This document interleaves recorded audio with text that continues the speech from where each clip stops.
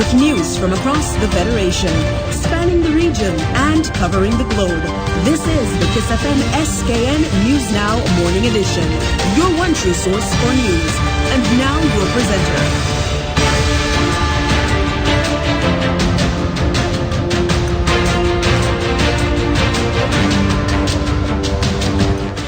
Good morning. Today is Monday, 19th February 2018. I'm Kinney James. These are the top stories. Nationally, MP Congress Maynard demands Speaker Perkins reverse his unlawful suspension. Internationally, Canada is deporting North Korean asylum seekers. And in sports, a Russian athlete at the Pyongyang Olympics is suspected of failing a doping test. We'll also have a look at today's updated weather forecast and Carib update.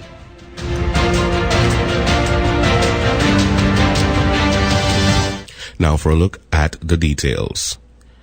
Members of Her Majesty's loyal opposition in St. Kitts and Nevis, Honorable Congress Maynard, has officially penned a letter to Speaker of the Opposition of the National Assembly, Honorable Michael Perkins, challenging the suspension imposed on him at the last sitting of Parliament on Tuesday, 13th February 2018.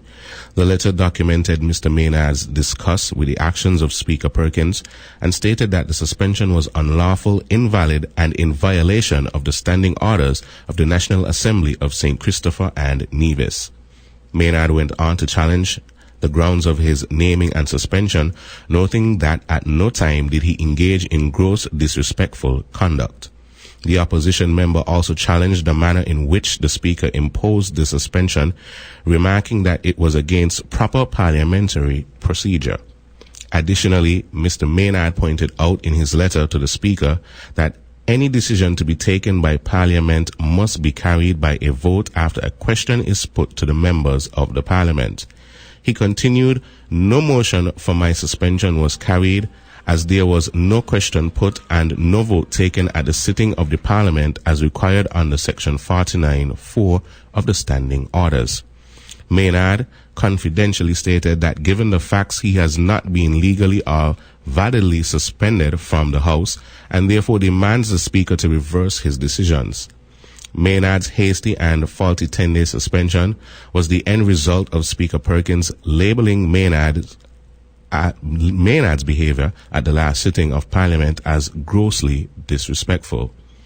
At the time of Maynard's suspension, he and the other members of the opposition were leaving the House after Speaker Perkins refused to hear contributions from the Right Honourable Dr. Denzil Douglas and Senator Honourable Nigel Carty in the debate of the St. Christopher Ear and Seaport Authority's Amendment Bill 2018. Should Speaker Perkins refuse to reverse his decision on Mr. Maynard's suspension, despite the errors in the process being pointed out, it will mean that the West Bastia MP will be unable to enter or participate in the next meeting of the National Assembly, which is due to take place on Wednesday, 21st February 2018. Patrons in St. Kitts and Nevis throughout the region and internationally are being introduced to a new payment and ticketing structure to facilitate their entrance into the 22nd annual St. Kitts Music Festival. Newly appointed chairperson of the festival's committee, Mr. Damian Hobson, brought wind of the new addition to the overall experience of the event during his remarks at the official roster release of this year's local, regional, and international acts. The new pricing structure is the highlight of the committee's aim of focusing on the overall quality of the festival rather than quantity. Over quantity, and as such, we are promoting a new pricing structure. Effective today, the 16th of February 2018, until the 28th of February 2018, the prices for the tickets online only will be 95 EC dollars. So later this afternoon, the website developers, Card Commerce, will be making a presentation to show you where to go online to purchase your tickets. In March, between March 1st and March 31st, the ticket prices will be $105. Between April 1st and April 30th, the ticket prices will be $115. Between May 1st and May 31st, the price of the tickets will be $125. And from June 1st until the music festival, the price of the tickets will be $135. The online ticketing component in no way overshadows or removes the option of persons purchasing physical tickets, Chairman Hobson noted, adding that online ticketing is a more efficient option for persons to gain access to the festival, as there is no long wait in ticket lines and a special access point to gain entrance into the show on each night. He further noted that the special ticket prices are only available online at the festival's website, SaintKittsMusicFestival.net. Meanwhile, the committee is on a roll as they may be the first to present a full lineup so early in the year ahead of the actual event as announced. The festival, slated to kick off on Thursday, 28 June 2018, will see performances from a range of top-billed local and regional soca and dancehall performers such as the New Vibes Band, Small Axe Band, Spice, Destra, Kester Band, and Naila Blackman. On Friday, June 29th, persons will be entertained by Sizzla Kalonji, August Alsina, Ishana, Wayne Wonder, Chakademus and Plies, Dejour, and Byron Messiah. The final night, Saturday, June 30th, will see performances by international superstars including Fetty Wap, Lauryn Hill, Patti LaBelle, and Rhythm of the Beat. In brief remarks at the launch, Minister of Tourism Honorable Lindsay Grant spoke to the importance of the festival, noting that it is essential to the local tourism sector. The festival started in somewhere in 1996, and I want to tell you that the purpose of the festival really was to put heads in the beds, meaning to bring tourists to St. Kitts and Nevis during the slow season, and that's what it's all about. Of course, this year we're giving you, I believe, a genre that satisfies all the tastes of everybody. But more importantly, we want to make sure that this year there is an economic boom in St. Kitts and Nevis during the course of the music festival. Internationally, despite its reputation as a haven for refugees, Canada has been deporting North Korean asylum seekers who came to the country through South Korea. Nearly 2,000 have been sent away since 2013 because the government says they lied on their asylum application forms. Daniel Lack reports. Putting a brave face on pending deportation.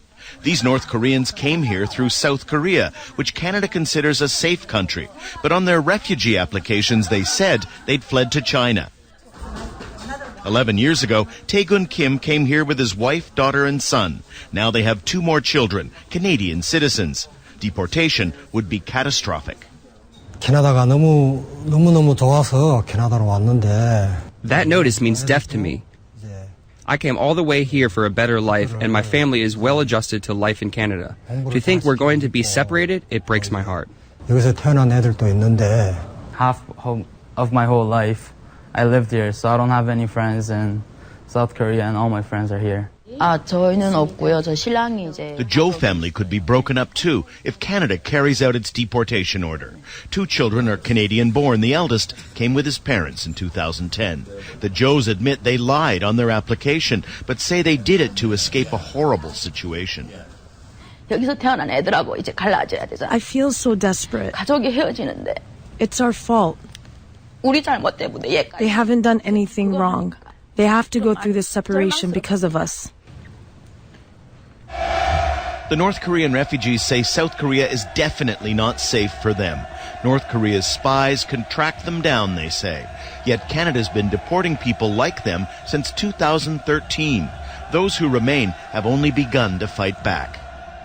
If we are found by the North Korean government, our family left in North Korea, they will be executed or they will sent to the labor camp. The Korean community in Toronto has rallied behind the refugees. Their lawyer has met Canadian officials in what she says is their last chance to stay here, an appeal on compassionate grounds to the Minister of Immigration. There's been no response yet.